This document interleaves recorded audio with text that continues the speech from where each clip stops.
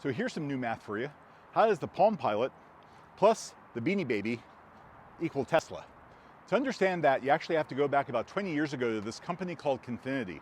Confinity had this brilliant idea that was ahead of its time of, wouldn't it be cool if I could beam money from my Palmpilot to another person with a Palmpilot? It was kind of the predecessor to Venmo at the time.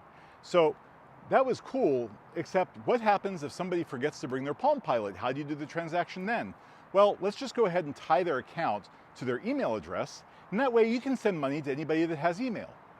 And while we're at it, let's go ahead and try to buy as much market share as possible, and we're going to give everybody a $10 credit for the very first transaction that they end up doing. And this was incredibly well timed for this other startup that you may have heard of called eBay, who had this auction site but no really good way of doing the financial transaction once somebody won. And seeing as at the time, what was all the rage was trading Beanie Babies on eBay, and the average Beanie Baby was only about $10. Suddenly, you do it through Confinity, guess what? Free Beanie Baby. So these two companies had their futures inextricably linked.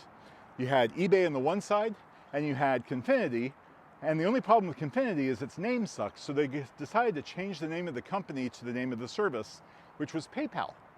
And those two companies were so incredibly, inextricably linked that eBay just had to go out and buy PayPal. And it made their founders even more millionaires than they already were. And those two founders were Peter Thiel and Elon Musk.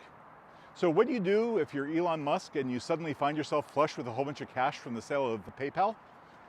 You go and do a vanity project like starting up an electric car company.